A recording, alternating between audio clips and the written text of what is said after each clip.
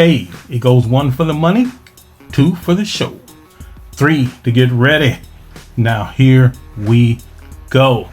Hey, look, y'all. So what we did, man, we jumped on the Twitter Spaces and we had a medical doctor with us. He's been practicing like 15 years, and he decided to share information with the gaming community about the impact of COVID-19, to answer some questions and to help people understand whatever is confusing them about the virus, whatever their hang up may be about the virus. He is here to give us accurate and honest, I cannot stress that enough, honest information and conversation around the COVID-19 virus and the vaccine. Doc is an avid gamer, like to be sure. This man loves video games, but at the end of the day, he has sworn an oath to protect and to heal and to do his best to do no harm. And so with that in mind, he decided to show up today to share with gamers the impact of COVID-19, the virus, and all the research that has gone into it. And he was generous enough to take questions from people that jumped into Twitter Spaces. So, also I named this, for the good of the nation, because y'all know that I represent the Royal Order of Pegasus Nation. But this is for all gamers. It's not even really just for all gamers. It's for all people. If you are a human being living through this era of COVID-19, the information in this video is apropos for you as well. So take a listen, and hopefully y'all learn something that you find useful.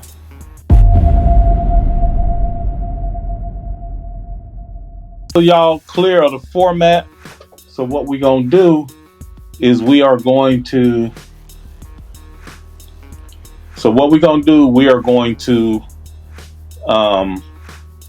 he's going to come in, he's going to talk a little bit, but the main thing here is not to, it's not a lecture, right? Like, that's not what he's trying to do.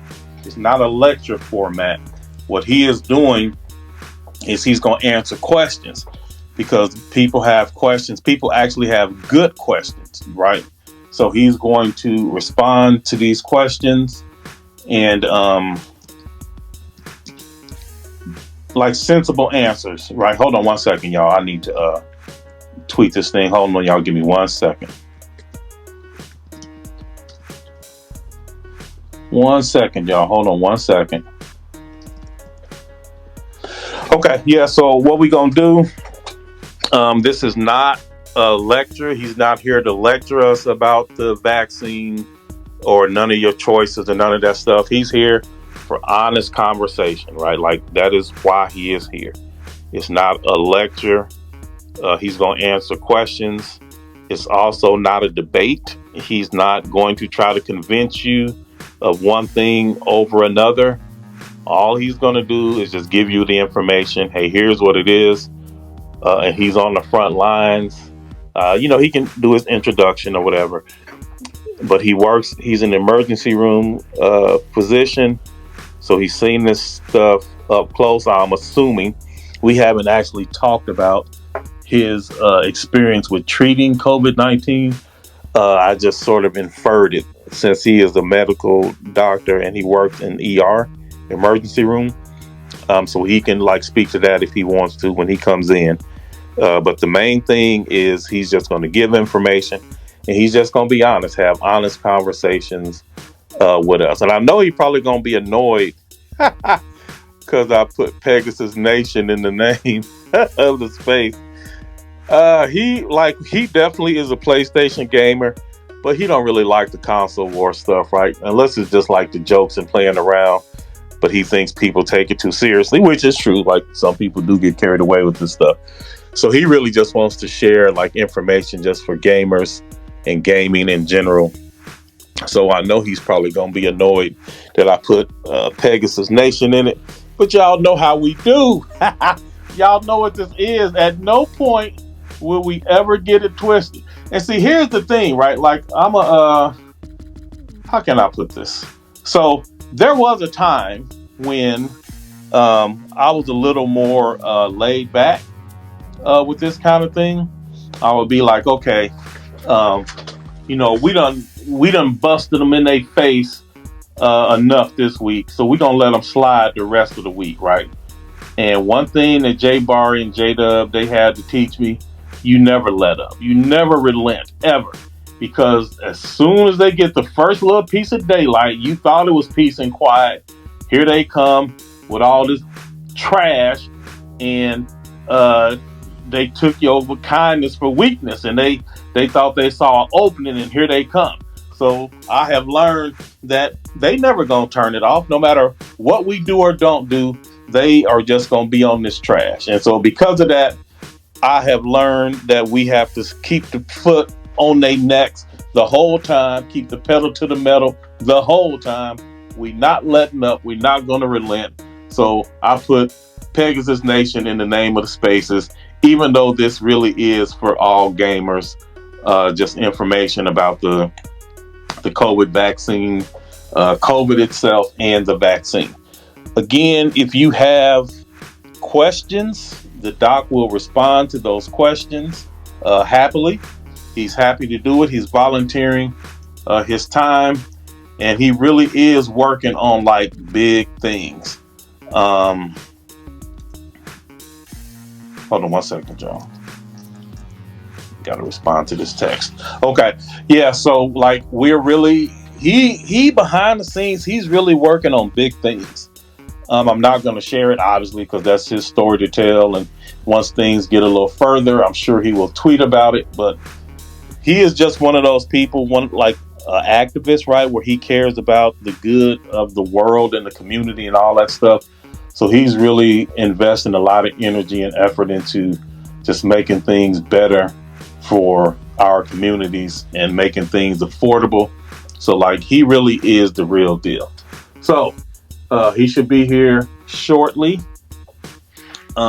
He's at work now. I think he's at work. I'm not really sure. He said he would be free around this time. So I started a little bit early. So we're going to let him come through here. Like I said, for those that didn't catch it from the beginning, he's coming.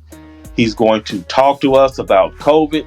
He's going to talk to us about the vaccine. But this is not, I repeat, this is not a lecture at all. Like it's far from a lecture. This is just him giving information, just keeping it 100 with everybody about what's going on with COVID and the different vaccines. And then also, he's here to answer questions, right? And it's not a debate, so he's not going to argue with y'all or none of that stuff. If you have a concern about the vaccine or those types of things, then he will respond to them. But I don't think he's here to try to convince you of anything or to change your mind. He's just going to give you the information, and then you do with the information what you see fit. At the end of the day, you're in charge of your own body and all of those things. Hold on one second, Joe. 1 second. I need to give me 1 second. 1 second. 1 second. 1 second. Okay. So yeah, he's not going to debate with you. He's not going to try to change your mind. He's going to give you the information. And then the expectation, here he is. The expectation is, all right, so Doc is here. So we get him in here now.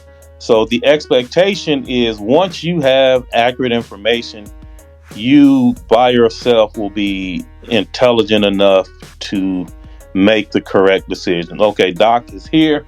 This is him, Gamer MD. That's code. If you look at his name, that's the secret code for emergency room doctor. So that's what that ERMD, that's why it's capitalized. So he's here in the chat now. Doc, just to recap, I'll let everybody know that you're going to speak and that you are not here to lecture anyone. You will just going to give us information, then you're going to take questions for people that have questions. And then it's not a debate, or I guess you can debate if you want to, but that's not the goal. And we just going to try to get information out there and then answer questions people have, because people have legitimate questions. Yeah, 100%. Well, thank you, Code, for kind of hosting this, and I appreciate everybody for kind of tuning in. Obviously, well, we still like a couple of minutes early, Doc, but we can go ahead and get started if you want to. Well, we can hold on for a minute. You're good. We're good. Okay. I mean, Maybe we could tell people a little bit of background about us and kind of like how we started, like, hanging out and whatnot. Yeah, go ahead, do that. I think, I'm a pretty diehard gamer, have been my entire life, really big into pretty much every single system that's out there. So you'll see me always running around saying, be platform agnostic, play all the games, be a gamer, don't. Hold on real quick, Doc. Sorry to interrupt. Yep. Before you got here, I told them you would probably be annoyed once I put Pegasus Nation in the name of it. No, man, look, here's the thing.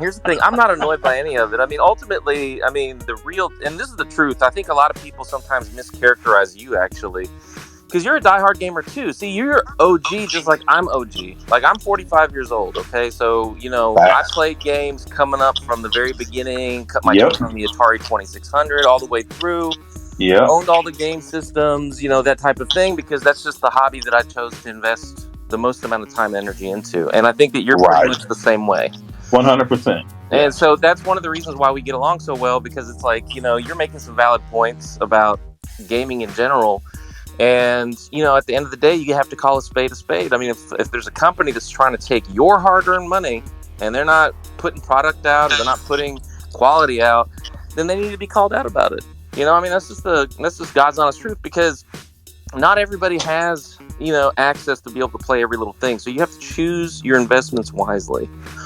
So that's kind of how we kind of like, started messing around and, getting to know each other and stuff. And so we're on the same page that way. And I know what your preference is. Your preference is obviously PlayStation, but it's hard to argue with that because they're very consistent track record. I mean, if you look at the beginning of the PlayStation all the way through today, their history speaks for themselves.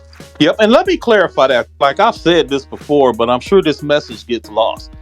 So it is true that I prefer PlayStation, but I don't prefer the PlayStation 5 or like the PlayStation hardware. That is not true. What I prefer is quality gaming experiences. Right. Now, I don't care where it is, but what is true is that PlayStation is who constantly delivers that. Right. So when I say I prefer PlayStation, I mean the gaming experiences that they give me. I wouldn't care if we could still be on a PS4 Pro, and I wouldn't care. It's not the hardware, although I do think the PS5 is definitely built in Wakanda. My point is that it's the gaming experiences that matter. That hardware, man, forget that hardware. Give me PlayStation Studios. That is the strength of PlayStation. Correct. And that's what people don't understand. And if every single PlayStation studio up and moved over to Stadia, then I would be over at Stadia, because it's those experiences that I'm after. It's that talent. That is what it's all about. The artistry that exists there. That's what I prefer. And whoever can give me that, that's where I'm at. But it's obvious at this point that they are the ones who have sustained excellence, and that's what I prefer. Yeah, their consistency and their track record is really what is significant there for sure. And I mean, Nintendo kind of has some of that similar vibe as well, because I mean, look at all their storied history of gaming in terms of like Zelda and Mario and all that stuff. And they're just AAA. It's like, if you play Breath of the Wild and you don't like it, there's something like, are you really a gamer? Like, what is there not to like about that game? Right. What is there not to design choices that might be different than what you but it's like the quality of the title itself is phenomenal given the limitations of their hardware platform and everything else, so and also one more thing, doesn't have that problem. That is true. The only thing about Nintendo, because they are upper echelon to be sure, but they move at their own pace, right? Like, they might give you 2 exclusives a year and you be happy with it, and then they gonna sell you all their old games to fill in the gaps. I got no problem with it, because I certainly buy them all. It's just that the impact and the output that PlayStation delivers, it just can't be matched. And they're in the pole position. I mean, if you watch any kind of racing or anything like that, they're in the pole position. They have dictated the kind of like what is considered quality, what a game could be. And again, I mentioned this in the last time we hung out. They have that deep experience with films because of all their movies and everything else. And I think that directly impacts the way they envision storytelling through their games. Okay. Agree. Definitely agree. So Doc, we can go ahead and get started, man. So just to recap, Doc is here. He's going to give us some information. Then he's going to take questions. And then if y'all don't have any questions, then I have a couple of questions or a couple of scenarios that I've heard, and then we can talk through those. All right, Doc. All right. So let's just I'm going to try to keep this super basic because I don't know what everybody's, different levels of knowledge is in terms of genetics and how vaccines are made and stuff like that. So, the way I'm kind of present this is, what exactly does that vaccine do? And, I have a little short link, like 4 different videos that you can watch. That's something that you can refer back to. And I highly encourage everybody to check that out. I actually pinned that to my profile, and I think that Code has been kind enough to retweet it as well. So if there's, anything that I didn't cover here, you can kind of go back and watch those. And it's from a couple of different perspectives that I think will help kind of break things down real basic. But the mRNA vaccine, people are like, oh my God, this is going to reprogram my DNA and I'm going to grow an extra, tail and like all this other stuff. I'm like, all right, hold up. What does it actually do, right? So the M in the word mRNA stands for messenger. And that's literally all that it is. The scientists basically had access to each other for the first time ever. Normally when you make a vaccine or any kind of like medical discovery, it takes a lot of time because they're limited by money, limited by staffing and manpower, limited by cooperation, right? Because usually it's going to be one company fighting with another company to be first to market. And what ended up happening was the world got together and said, nah, this shit's serious. Let's all work together and try to get this, handled. So there was no budget limitations. There was no manpower limitations because all the scientists in the world that are in the field of vaccine research, they all worked together. They shared notes together. That was like a huge thing. And so what they discovered was that the COVID virus itself has about 29 different proteins. And so they were like, what do we need to do to get your body to form a response so that if that COVID comes up into you, that it drops the hammer on its head and that's the end of it. And so they isolated the spike protein. And what they did was, and this is like some genius level shit. Now people are like, oh, where did they come up with this technology? I'm like, hold up. This technology has been around for almost 20 years, plus or minus. And they've used it for gene therapy and other treatments that are non-vaccine related. So they just took the existing technology and just kind of repurposed it. And so they figured out what the spike protein, what the code for that is. They created a messenger RNA that has that code, and they insert it into your cell. Now, what happens when that happens? Basically, it's like showing a wanted, prisoner wanted like type of thing, most wanted to your immune system. So that information gets into your body, and then your immune system says, all right, now I know what this looks like. Now, here's the thing. People are like, oh, that mRNA is going to alter your DNA, this, that, the other. No, it doesn't even touch it.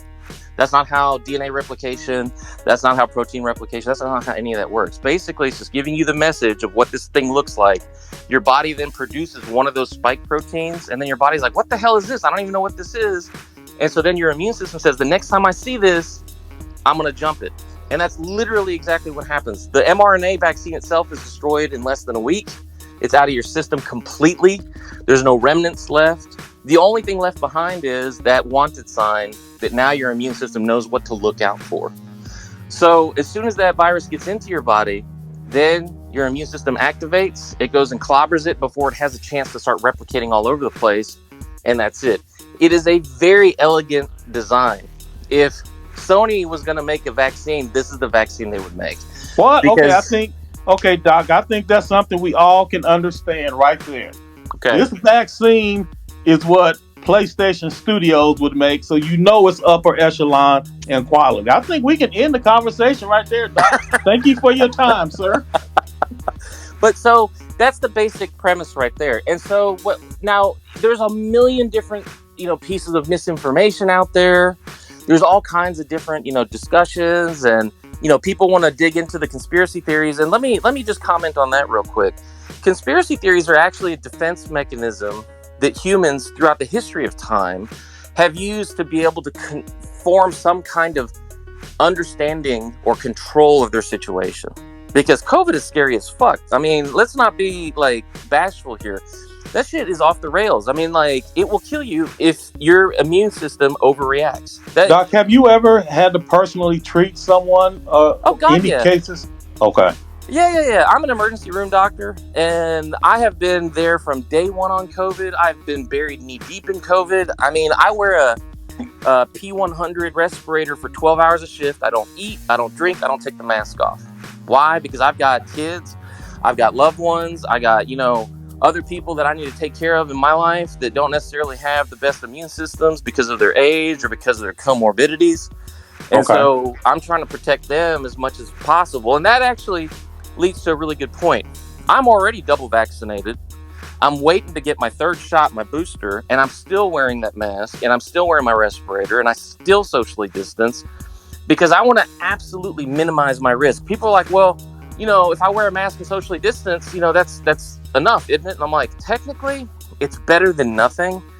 But it's sort of like, if you make sure, it's sort of like a car, right? You get in the car, if a car has a seatbelt and airbags and is regularly maintained, it's better than getting in some vehicle that doesn't have seatbelts, that doesn't have an airbag, and is not regularly maintained. And I don't think anybody can argue that. Okay. So that's the scenario that we're in. But anyway, that's just the basic premise, just kind of, how it works, kind of some basic thoughts, and let's just open it up to some questions. Okay, well, before we do, I got a couple of questions. We will open it up, y'all, for real. We got a couple of people want to get in now, but I had an exchange either earlier this week or late last week with Kids Move, and his question was basically, as long as he is wearing the mask and socially distancing, why should he be forced to be vaccinated? Like, why isn't it a choice? Why are there penalties for people being vaccinated? Like, it's not fair. And why does, like, a woman have more freedom to choose to have an abortion than you have to not be vaccinated? And, like, that was his question. Can you respond to that? Like, why we should still get vaccinated even though we have those protocols from the CDC? All right, so that's actually, there's a whole bunch of topics up in there. Just to kind of comment real quickly on the abortion things, I'm not going to dwell on this, right? Okay. But that's not true in every state. Texas being an example, right? Like, you are currently able to get an abortion really in that state. So that doesn't apply directly across the board. Now, that being said, you have a choice. You don't have to get it if you don't want it. But you're not free from the consequences of your choices, right? So what's happened is they have given Americans ample opportunity to voluntarily go get the vaccine. But you have a huge swath of the demographic that is hesitant or just purely anti-vax. Now, the anti-vax people are their own special breed. They have very deep-rooted conspiracy theories. These are equivalent to bots that you talk about, like on the Xbox side or some of the ponies or something like that. Because no matter what facts you present them, it doesn't change their minds. Because they're going to believe what they're going to believe, and it doesn't matter. I mean, Jesus can come in and tell them, it's like, bro, this is how this works. Nah, I don't care. And you're not really Jesus. That's going to be the way that they're going to look at that, right? Mm-hmm. Yeah. So we're not talking about the anti-vax people so much because, thank God, they're the minority. We have a lot of vaccine-hesitant people. And, at the end of the day, what is our country founded on? Nobody wants to be forced into doing anything. And I think that's the reason why they haven't put vaccine mandates out for a really long time. But the point is that they're like, look, it's like, we have got to get this done. Let me give you an example. Okay. Look at hospitals, right? You would expect that everybody who works in healthcare right now is getting the vaccine. And for physicians, that's true. You're at like 96% vaccine rate, right? Okay. Nurses, not so much, especially young nurses that are straight up coming out of nursing school. For whatever reason, their clique is all about like, well, we're not sure about this. And I'm like, the reason why you think like that is because your education failed you. You don't understand how this works or why it works. And so instead of trying to bring yourself up educationally and understand exactly the, path that this, vaccine works, you've decided to kind of latch on to whatever's popular at the moment and kind of ignore it and say, look, this is going to cause me to have like infertility, for example, which is absolutely not true. I don't think everybody really realizes kind of like how we have what we call medical societies in this country, and you get board certified through your medical society. So, for example, the American College of Obstetrics and Gynecology, every OBGYN in the country gets their board certification through them. That means they go and get their training through them, their testing through them, all that stuff, so that no matter which OBGYN you see in the country, there is a bare minimum that is going to be delivered across the board, and that's how they maintain quality, right? Okay. And so they came out very strongly in conjunction with the American Board of Pediatrics, and they said, get vaccinated. If you're pregnant, get vaccinated, and do this, especially in pregnant women, because this is the cool little hat trick that kind of happens with this. When you vaccinate and your baby is in your belly, you will pass that vaccine on to that baby without the kid ever having to get a shot. Oh, wow. So in other words, when they're straight out the gate, no pun intended, they already have some immunity built in, and breastfeeding mothers continue to give antibodies to that baby, which breastfeeding is good all around. Number one, it helps with developmental things, and I think that there's different communities that kind of look at breastfeeding in different ways. But number two, financially, you know how much money formula costs? If any of y'all are parents out there, you know exactly what's up. Breast milk is free. So but the benefits of that to the baby are just like, you can't even put a price on it, because now that kid's protected against COVID. So it helps, you know, them be able to interact with their family more, and this, that, and the other. So, you know, that's just kind of like some thoughts on that kind of concept that you brought up. Okay, Doc. Well, we got a guy in here at Xbox University. I'm assuming he has a question. Then after him, we got Enrique, who's surprisingly intelligent to be as funny looking as he is. So we'll get him in here next. But right now, we got Xbox University. What you got? What's up, Doc? Hey. Yeah. I'm fine. I can't complain. My real question for you is, we were talking about the vaccine hesitant people, and what I really can't comprehend is, like, when I was growing up, in order to get into school, you know, our parents had to take us to get vaccinated and get our like vaccines and stuff in order to get into school, and nobody had a problem with it then.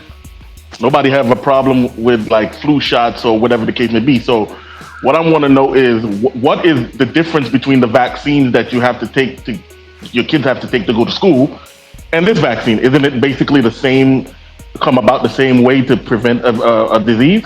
Okay, well, hold on, Doc. Now, this dude, he is an ex-bot. So clearly, you just gave a 20-minute introduction exactly about how it works, and clearly this bot is going to come in here and ask you, is it the same thing? It's Messenger, man. The man just told you what it was. Okay. No. Okay. What he's asking, let me Doc. make sure I understand correctly. What you're asking is, like, what's the difference between basically requiring school-aged kids to get their shots before going to school, and then adding a particular vaccine. So to answer that question, and this is kind of funny because people wanted to be all fucking technical on some shit, and the technicality was, well, this is not an FDA-approved vaccine. That's where the hang-up was for a lot of people, or so they said, right?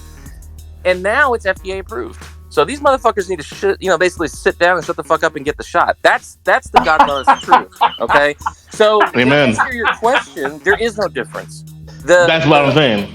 The awesome thing about this particular vaccine, and for that matter, there's case law precedent, and that case law precedent about vaccinations and requiring them has been tested time and again over multiple decades. So at this point, that's why they didn't want to do a vaccine mandate for schools and for jobs until it was FDA approved, so nobody could use that as a loophole to challenge that in court. Now that it's FDA approved, I mean, that's why all of a sudden all these businesses are like, yep, we're going to require it. That's why the schools are like, yep, we're going to require it. And quite frankly, watch, they're going to have the hospitals, they're starting to require it too. You're about to lose a lot of these anti-vaxxer nurses and anti-vaxxer doctors for the better. We don't need those people in healthcare because they are going to hurt you. And let me, this is just a personal anecdote. I can't say this generalizes across the way, but I personally have seen in practice, the doctors and nurses who are anti-vaccines also tend to be the most closed-minded, the most openly racist, the most bigoted people that I've ever come across. And there's actually a lot of, truth to look at who is arguing the strongest and hardest against it, right? Mm-hmm. These are people that if they saw you walking down the street, they'd be clutching their purse and trying to go onto the opposite side of the street or something like that. Yeah. People like that make me sick. So don't let their dumb racism and their dumb take on who should be an American, who should be allowed in this country, who should be able to, pursue life, liberty, and happiness, right? Dictate to you whether you should get the vaccine or not. Because you got people like me who actually give a damn about their patients. I love my patients. And I understand that there's difficulties in trying to communicate with folks and try to say, hey, look, don't listen to the hype and the bullshit. Let me tell you the real, and then you make the decision. I'm not going to force nothing on you. You make the decision.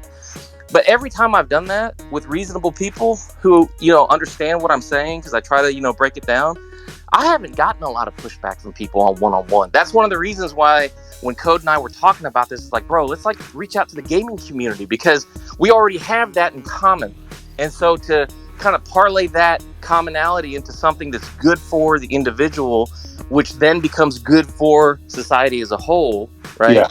Yeah. Let gamers be at the forefront of that, because people want to always talk smack about gamers too. And I'm like, nah.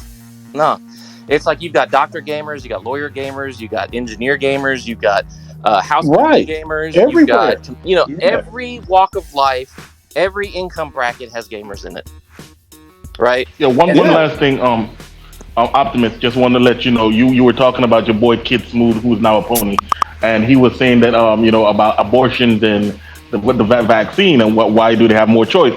Well, when a woman goes and has an abortion, that only affects her and her. That's her decision. Hold on. We ain't got you in here to answer no questions. We got the doc answering questions. We don't want to hear you spreading your bot wisdom. All right, peace. All right, man. Okay, Enrique, you are up. Doc, this is Enrique. He's a really cool guy. Like we crack jokes on each other a lot, but yes. He's really a good dude, man. He really is. Now, you know what, guys? I want to say something. This is great that you're doing this, because there is a commonality here, like you mentioned, Doc, that we love gaming.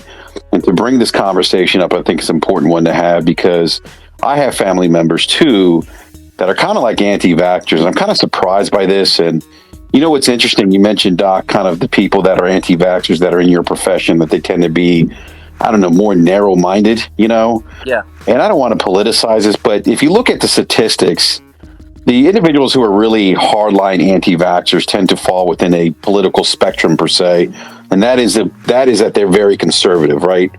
Where are you? Hold on. Where are you getting that from? I don't believe you. No, there's actually been, if you look at the polling and stuff, you look at the data in terms of people that have been vaccinated and how they identify politically, you'll find that most people who are fully vaccinated and believe in vaccines tend to be more liberal, per se, where on the other flip side of the coin, on the conservative side, they tend to be a little more Can I jump in? Can I jump in real quick? Yeah. So one of the things, and this is really interesting, I'm glad you brought this up. So it's like, the statistics you're referring to are accurate. The majority of the vaccinated people tend to be, either centrist or left of center, right? Yes. And on the conservative side, anytime you bring this point up, they're like, well, the largest demographic that isn't getting vaccinated are African Americans and Latinos and all this other stuff. And I'm like, hold up. That's because of the society that you motherfuckers created.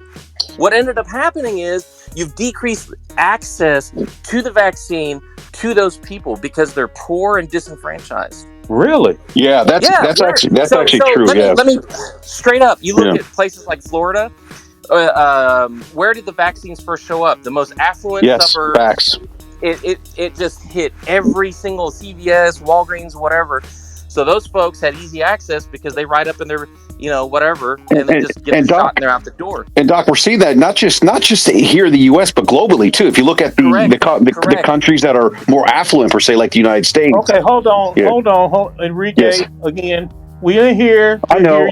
Wisdom. I got a question though. I do have a question. Okay. What's your question? So my question, two questions. There seems to be some back and forth with the idea of a third booster. Like, I have a friend who's a PhD. She's an epidemiologist. She is not on board with a third booster. She doesn't think that the data is strong enough that where it suggests that we actually need to have a third booster. She thinks that it's better to use the third booster per se to get that booster in the shots of either or sent to countries that are in need of vaccines, or individuals here that haven't been vaccinated. Do you think that we need a third booster? That's question number one. And two, what happened to people trusting science in this country? Like it blows my mind. Where do you think we went left there? Because there's few things that are facts in this life, and science is one of those things that's based on tangible items that are based on research and facts, and people somehow have got to a point they just don't trust science. So those are my two questions. Well, so the first question, it's got a complicated answer. The short answer is yes, I think you should get a booster. In regards to your friend, she or he is 100% correct. We don't have research yet. It's pending, it's coming, but we don't technically have anything published yet that says that you should get the booster. Now, how do boosters work in other vaccines? If you look at the way that works in other vaccines, it's a no-brainer. You absolutely should get a booster.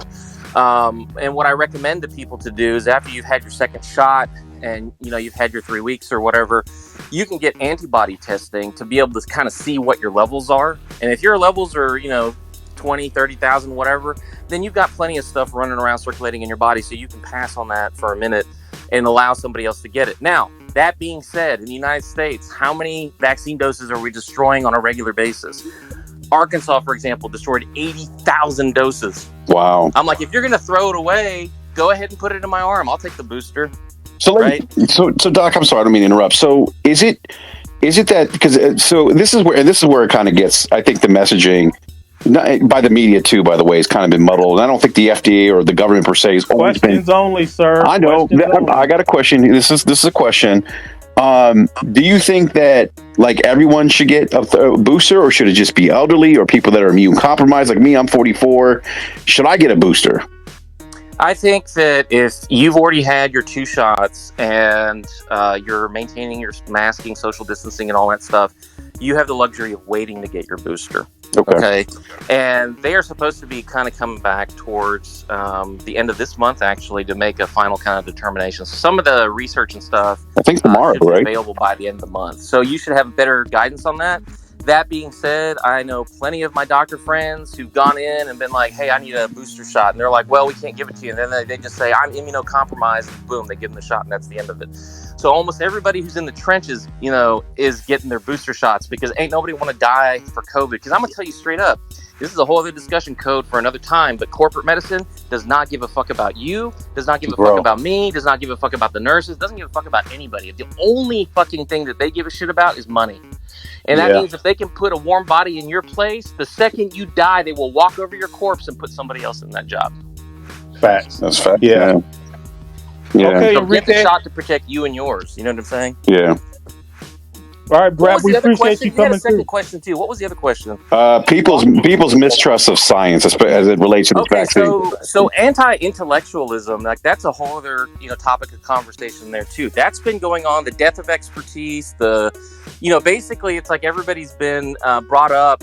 If you think of the generation that grew up with everybody getting a participation trophy and stuff like that, that basically helped plant the seeds that, hey, at the end of the day, your opinion is equivalent to my facts. Fuck you. No, it's not. It's not even close, motherfucker. It's like one of those things where it's like, you don't know enough to even be able to have the conversation with me in the fucking first place. Facts. Oh my God! If you knew how much I run into that. Hey, Doc, think about it. We experience that in the gaming universe all the time. Doc, did this start with the bots? Is that what you're trying to say? I'm joking. I'm joking. Just to be clear, this is I'm huge pro gamer. I understand the jokes and I appreciate them, but no, this attack on higher education has been going on for a long time. People are like, well, when they go to college, they change their minds. I'm like, yeah, because they fucking learn something. Yeah. They fucking learn something. They all of a sudden are not holding on to preconceived notions and beliefs that their parents, force fed them in Sunday school. Now they actually say, oh shit, that's how fucking evolution works. That's how biology works. Oh shit, that's how fucking, critical race theory works. Now I understand. I'm like, yeah, motherfucker, that's why it's important. Read a book. Read a fucking book. I mean, Bun B, you said it perfectly. Read a book, you literate son of a bitch, and step up your vocab. That is 100% fucking I love it. Yo, I love Doc. Code, you found a good one, man. Of course, you know all My the man, good stuff gravitates towards the Pegasus Nation, sir. Not only did he quote UGK, but the man is in the medical profession, is educated. I love it, man. I love it. All right, we got inner cheat code. Enrique, jump back in if you need something come up later, Yeah, bro. thank you, man. I appreciate it. Yeah, thank you, guys. All right, Appreciate bro. it. Peace. Thank you. Yeah, so that was the guy I said, even though he looks funny, he's relatively intelligent. So yeah, that was him. All right, so we got inner cheat code in. Oh, he must have fell out. Okay. So you lost your spot in line, inner cheat code. I don't know what happened, but I'm gonna give you one more chance because you're a pretty cool dude. So let me try to get you back in. Then we got Dre. So Dre, I'm gonna put you on the line, but you gotta, stay muted until inner cheat code get done with his bars. Go ahead, inner cheat code. What you got, bro? So I just had a simple question. I understood what you were saying about the messenger, and all that makes sense. And I also understood what you said about passing it on through, a pregnant woman. But my question is, I noticed that the CDC says it recommends to vaccine kids ages of 12. My daughter's 5 and in the school system. So I guess my question is, why is age of 12 where they're at? And if it expands to younger ages, is that just something that you would encourage as well? So that's an excellent question. And this all goes back to because they don't have all the numbers back yet. Okay. So what they do is they do what are called cohorts. A cohort's a fancy word for saying this group of people. Okay. So they check adults first.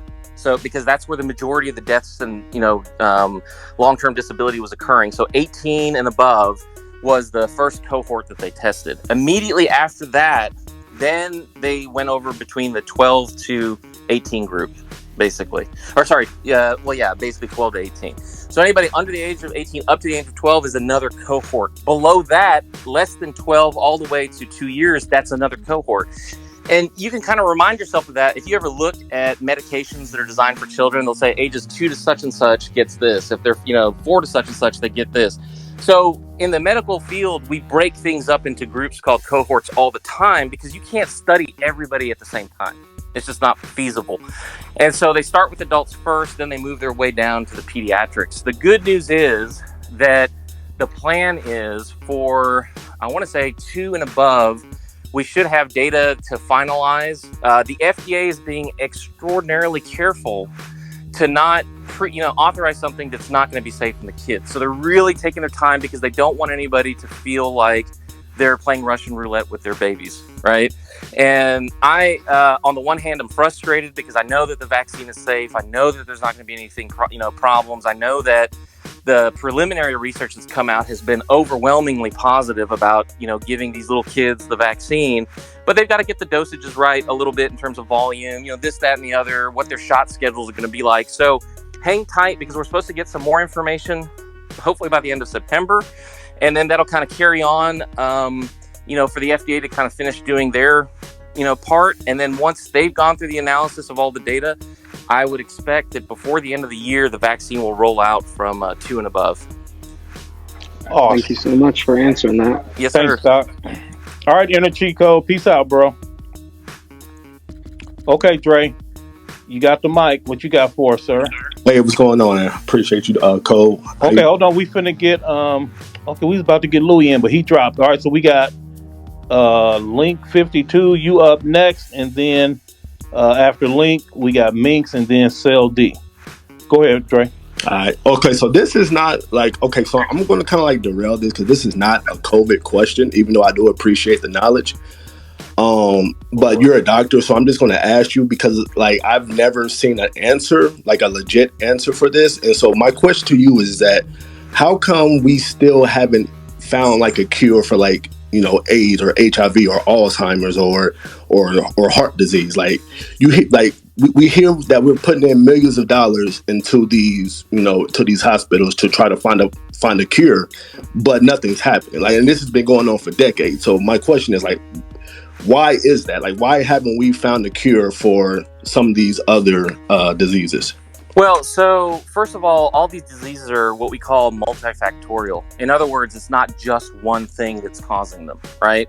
Mm-hmm. So COVID is caused by COVID. It's got one problem, one virus. That's what causes it. And in addition to that, we had infinite money and infinite manpower to fix the problem. So this actually goes to the point that look at how impressive human beings actually are in the thought process department. If you put your mind and money towards something, it's going to happen, right? So going back to heart disease, well, heart disease has a genetic component. Right. It has a diet and exercise component. It has an age component. It has, whether you're smoking or not, whether you're male or not. So it's so many different factors. You can't make a magic bullet vaccine really for heart disease. Same thing for Alzheimer's. So let's come back over to HIV. Now, HIV is one motherfucker, okay? Right. This particular virus is an RNA virus that basically is like a chameleon. It is constantly, the rate at which it mutates and everything else is so friggin' high. And it has taken years for them to kind of figure out what's what. Now, Chris Rock said, it's like we're going to get to the point where HIV is completely a chronic condition, and we have achieved that. In fact, if you take the multi-combo pills that are out now, you can have a virus level of 0. We are so basically we've bought enough time to kind of figure it out. The mRNA tech that they use for this vaccine, I promise you, will come and show its head up for pretty much every vaccine going forward because it is so clean and so elegant. So the HIV space, I mean, these guys have been busting their ass for decades to try to crack this nut. And I promise you, it's coming a lot closer than people think. But at the same time, now that we know how it was spread, so basically it's not airborne. If you have unprotected sex, that's how you're going to, contract HIV. So we spent a lot of time, energy, and effort in getting people to wear condoms and to practice safe sex. And now, especially in high-risk sexual, people, they've got like the daily. You just take the antiviral medication, and that helps prevent your chances of catching HIV by a very significant amount. So there's been a lot of movement in that area. The vaccine, we're not there yet, but it is coming. Oh, okay. Man, Magic Johnson done lived 400 years with HIV. Yeah, absolutely. But remember, he has infinite money, basically, right? So the thing is, like, if he had been 5 years earlier, I don't think he would have made it. You know what I'm saying? Like, he was at the right place at the right time with the right amount of cash. And yeah, he's untouchable. He's got basically a 0 virus level. Like, I mean, and the medicines have gotten better and better.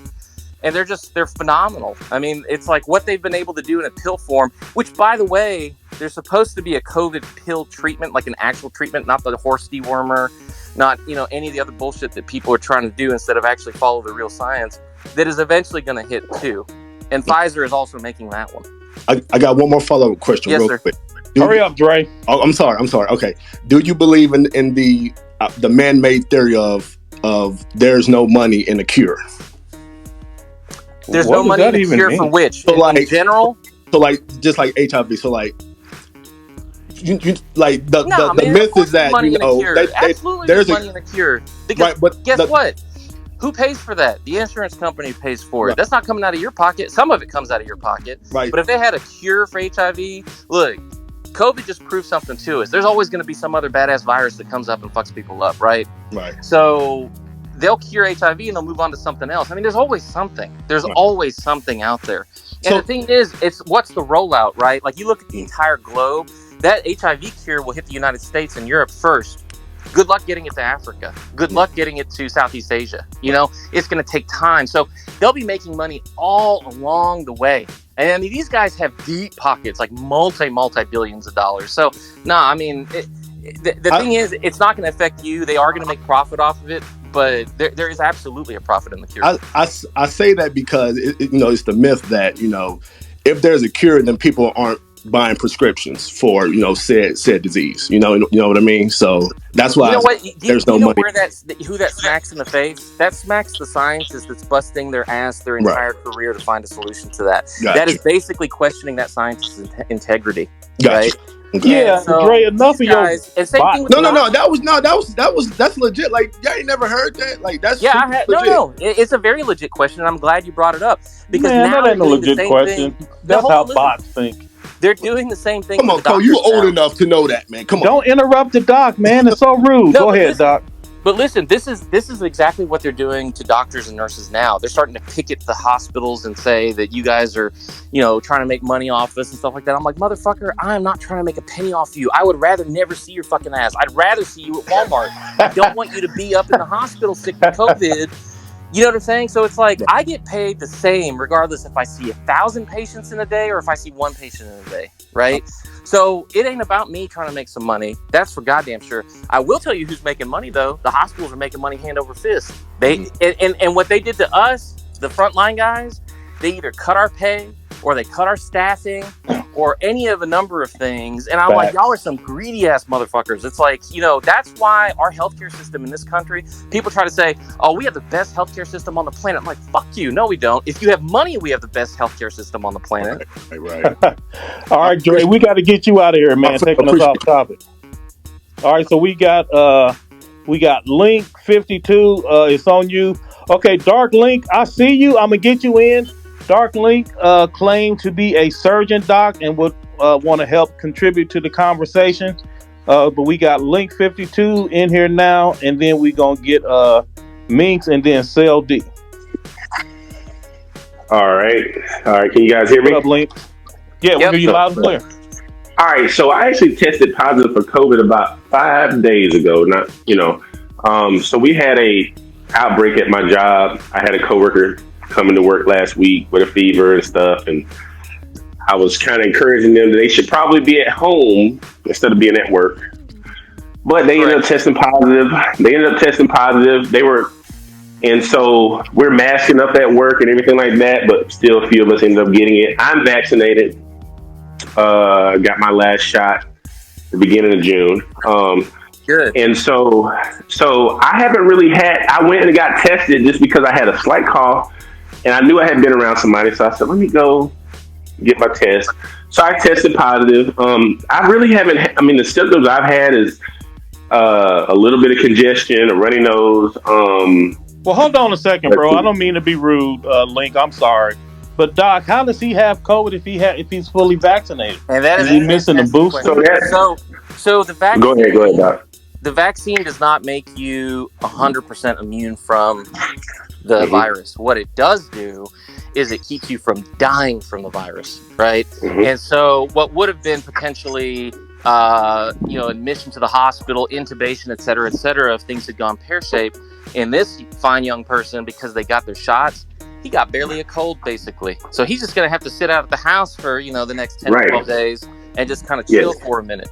Doesn't make you bulletproof. It's not Kevlar, but it diminishes and decreases the strength of your body's response to that disease. And that's exactly how the flu shots work. And that's how almost every vaccine works. There's very few vaccines that once you get the shot, you're 100% bulletproof. The design is to keep you from getting so sick that it affects your mortality, it kills you, or in terms of actually, decreasing your morbidity, which is kind of like, being laid up in the hospital for months at a time and everything else. This guy's going to be fine, hopefully in a few days, and then it'll be just a footnote in his history. And to put a little asterisk on this too, there's 3 types of immunity. There's vaccine immunity, natural immunity, and hybrid immunity. Okay, natural immunity is the weakest, vaccine immunity is the second, and then hybrid immunity, which is what he's going to have, is the strongest.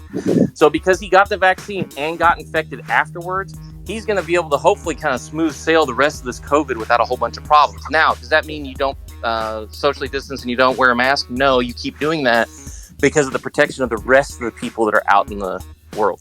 Okay.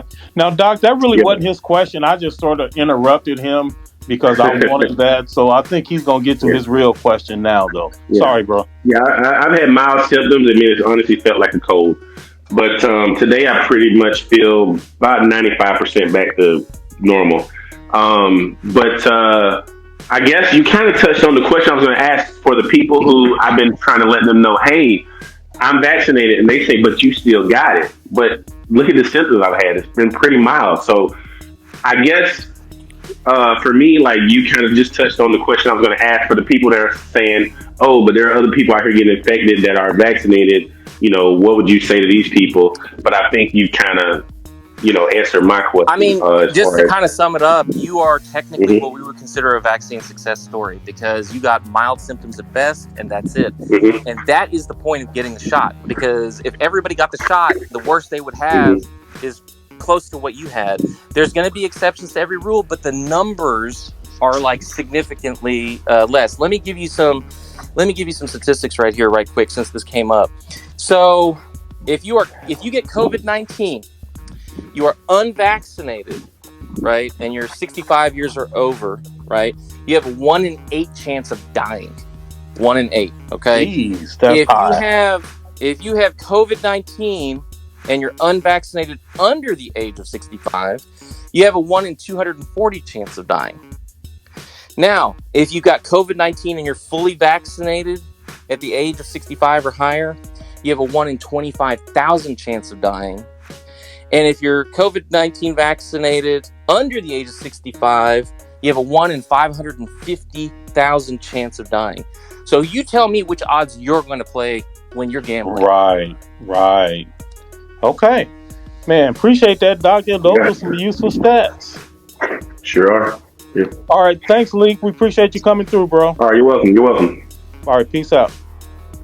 Okay, Minx, you got the mic, and then Cell D, you next, and then we're going to get Dark Link in here, who says that they are a surgeon and they want to help contribute to the conversation. Then I see y'all other ones too, but that's the order we going in. Go ahead, Minx. What you got? Well, what's going on, everybody? What's up, Cole? Appreciate you, man. What's going on, bro? Appreciate you. What's up, Doc? Yeah. I just had a question, really a question, and like, you know, my little perception of it, because I'm not vaccinated. But it's crazy how you know, the unvaccinated people are these anti-vaxxers. Like, we get this cute name and all, like, but you know, it should be our decision if we want to get vaccinated or not, and not be forced to try. And it almost seemed like if you're not vaccinated, or you got the, like, people get this icky feeling around you, like, you know, you got the vaccine, you know, you got COVID or something like that. And it's like, you know, it's kind of like unfair, because we should have choice, and it should be on me if I decide not to take the vaccine, and you get penalties from jobs and all that type stuff. And I don't know, it's just crazy, man. Like, you know, because I'm a husband. I got 3 kids, you know, and we all tested positive. I mean, negative for the you know, the virus and stuff like that. And it's almost 2 years in, and it's like, you know, we've been doing everything and stuff like that. But one of my coworkers, he had contracted the virus, and he said he still have to wear his mask. And I was asking him, so why you still gotta wear your mask? Because he said, oh, because I can get it. He said I could get it from another person who has it, but he can't catch it on his own. And I sat there and thought about it. So I'm like, oh, so you can catch it from me if I have it and you vaccinated.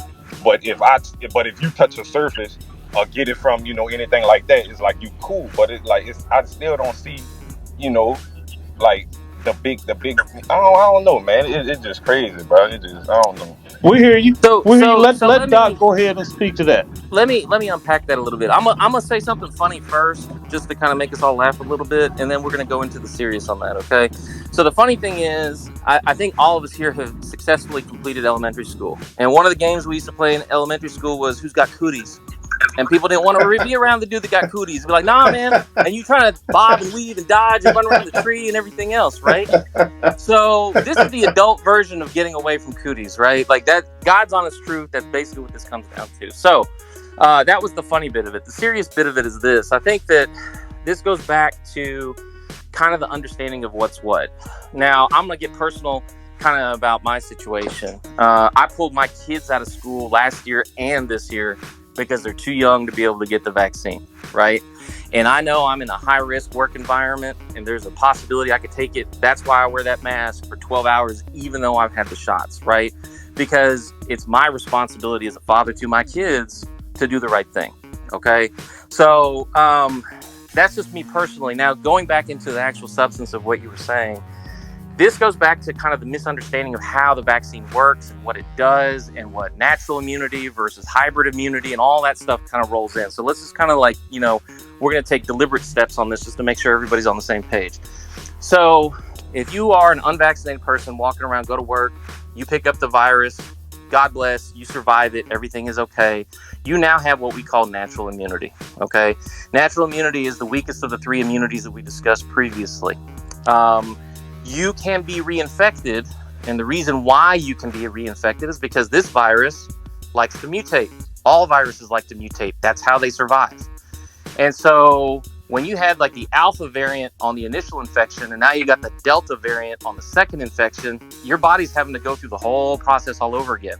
Granted, it does have some experience with the virus because it dealt with the, cousin version of it.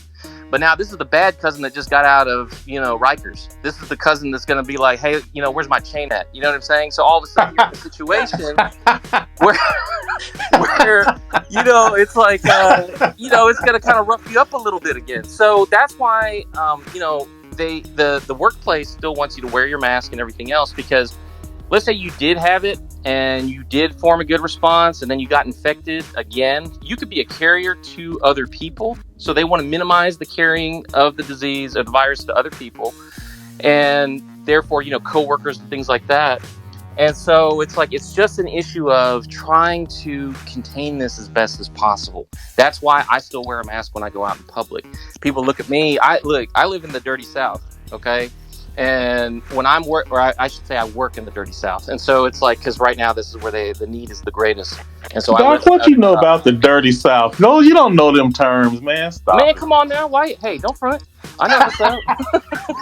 But anyway, so look, the point is, it's like I left where I live and everything like that to come and help out in a place where, basically we're in a scenario where there's a lot of anti-vaxxers, anti-maskers, and all that kind of good stuff. And I'm not trying to give people a hard time. I want them to feel comfortable getting the shot, but dropping the knowledge that it's like, look, it's safe, it's not going to hurt you, and basically you become an icon for other people. Yes, there's going to be people just like any other disease. Y'all want to get biblical? Let's pull up Leviticus right quick. Hold on, I got a little piece of scripture I want to read y'all. Not that I'm a Bible thumper, but I just want to put some things into perspective real quick. Leviticus 13:45-46 states, anyone with such a defiling disease must wear torn clothes, let their hair be unkempt, cover the lower part of their face, and cry out, unclean, unclean. As long as they have the disease, they remain unclean. They must live alone. They must live outside the camp. So the reason why I bring that scripture up is back in the day, they even knew that if you're sick, stay the fuck away from me. Right? So this goes back to the whole entire cooties game. People are like, well, shit, I don't want that mess. I don't want it over in my house. I don't want my kids to get it. But Doc, I think Mix's thing is more like Mix's thing is he hasn't been infected. He's not infecting nobody. Why is he looked at as the bad guy if he wants to choose a different way to protect his family? All right, so let me go drop a little bit more history. Like, look at the Black Plague that happened in Europe and wiped out like 33% of the population. That was because of the flea containing the bubonic plague that was transported by the rats, right? So the rats were the vector for getting that disease all over the place. So I'm not saying you're a rat. I'm just saying it's like people look at you as a vector, and they're going to say that, like, well, you have the potential of bringing that disease into a place and just firebombing an entire business effectively because you're not in a protected status. And the masks and social distancing help, but it's so much more effective if you have the shot plus the the mask and the social distancing. Yep, and also makes like Doc said earlier, you do have the right to make whatever choice you want, but there are consequences for your decision making. Correct. That too. I just won't have that decision and not something being forced. Oh, you won't get this vaccination. All right, we're gonna go up on your insurance and stuff like that. It's almost like, come on, man. Well, but they gave people the chance. They gave like Doc said earlier, like polio vaccine was mandatory like once upon a time in our history. Like this is not new. Right. So why are you upset about I ain't getting upset about it. It just just like he threw the Bible shot, he said, he got some out the Bible, and I have some out the Bible too that says, no man shall buy or sell unless he have the mark on his right hand or forehead. Now, I'm not saying this is the mark of the beast. Don't say I say this the mark of the beast and I'm not getting it. Sure, I'm saying it's just the precursor to for things to come. and on that. Nah, man. But, Look, I'm gonna tell you the mark of the beast. The mark of the beast is your credit card and your cell phone. That's the mark of the beast. right, We already done right, past that a long time ago. right. Well, I think he's talking more along the lines where he sees society being set up to where you can be canceled if you don't follow whatever the particular edict is. Almost. But here's the thing, Minx. The thing is, bro, you have the choice to make whatever you want, and there are consequences to those choices. But at the end of the day, other than like you just making some personal stand, which I get, you have a personal conviction and you want to make a stand, it's still unclear to me why you are more afraid of the cure than you are the actual disease itself. Nah, it's just because I have a lot of people who, like, my wife, she does hair, and she has this one particular lady that she hair that she do. She live in Baton Rouge because I'm from New Orleans, and it was somebody, she went to Baton Rouge for something. Her nephew went to Baton Rouge to get, he went to check on because he wasn't feeling good. Come to find out, they say he had COVID. All right, cool. They gave him the shot, and in 3 days since he had got that shot, he went downhill. His organs and stuff started failing and stuff like that, and he died like the third day. And he had the vaccine. So So hold up. He was diagnosed with COVID, and then they gave him the shot. Right. Yeah, you can't do that. That don't even make sense. Well, You can't do. let me No. quiet. Look, I'm gonna tell you straight up. No, he had COVID, So first, and they gave him the vaccine. And I guess everybody's body don't react, the same Well, way to the Minx, vaccine. hold on, Minx, hold on, hold bro. up. Like, I'm not even a physician, and I don't think that's the way that works, bro. But No. the doctor here. If you have active COVID, they will not give you the vaccine. Now, they will sometimes try to give the monoclonal antibodies, which, interestingly enough, two things about the monoclonal antibodies. Number one is that basically you are injecting antibodies that, had you taken the vaccine, your body would have produced those same antibodies, right? The second thing is those antibodies are derived from fetal cells, aborted fetal cells. So people try to be all like anti-abortion and whatnot until they're dying, and then all of a sudden they'll be like, yeah, just go ahead and hit me with the treatment. So, people are real flimsy about that kind of stuff when it comes to their actual life and death scenarios. But that's, again, a discussion for another time. Now, if this guy had active, first of all, what you're describing is what we call anecdotal evidence. My brother's cousin's sister's mother told me this one time, this one dude, right? Right. I mean, so you don't have firsthand knowledge of what happened in that scenario at all, right? And tell me if I'm wrong. The barbershop, the hair place, what do we do there? We gossip, we shoot the bull, we talk shit. So somebody might have an agenda that you don't know about, or whatever else. They're gonna say whatever they're going to say. Because they want to get that information out there and have their own narrative. Or they just want to be the most popular person in the salon or the shop that day. Right, just trying to contribute to the conversation. Exactly. So, Minx, we're going to have to let you bounce, bro, because we got a couple of people trying to get in. Doc, they want to chop it up with you. No disrespect, Minx, but we got to keep it moving, bro. I appreciate you stopping through. Appreciate you, bro. Okay, bro. Yes, sir. Okay, so we got Cell D. He gonna go, and then Doc. After that, we have an infectious disease nurse. She wants to get on, and then we have a surgeon. We gonna get them on at the same time with you, Doc. And then we got 7 more people left, or 6 more after that.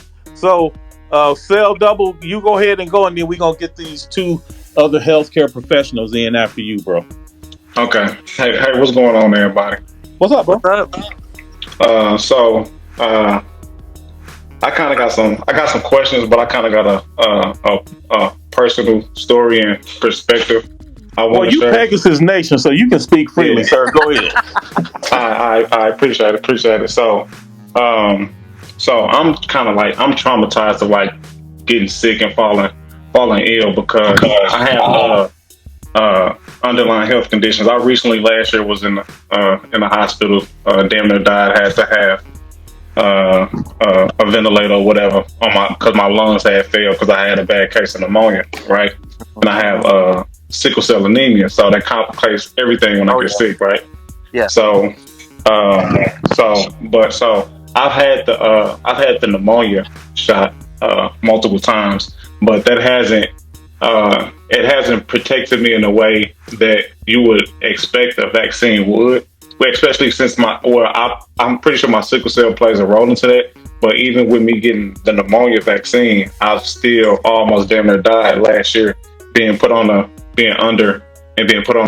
breathing machine, and I had blood clots in my liver or kidney failed or whatever, and all type of other shit.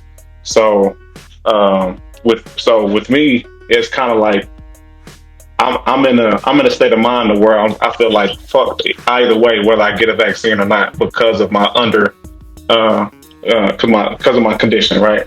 So that's why I'm vaccinated. And then another thing, like I know there's potentially side effects with getting the vaccine. Like I know it affects everybody differently. Some people get sick, some people don't have any symptoms, but I'm afraid to get those symptoms and potentially be hospitalized again and be put back in the situation. And I'm also afraid to actually catch it and be put back in the hospital again. So I feel like I'm stuck in between a rock and a hard place because of my health condition. So before Doc answer, hold on, Doc. Before you answer, real quick, Doc, just let me say something, bro. We feel you, and man, you definitely have our support, bro. You know, like this is legit, and man, we really hope things get better, man. Go ahead, Doc.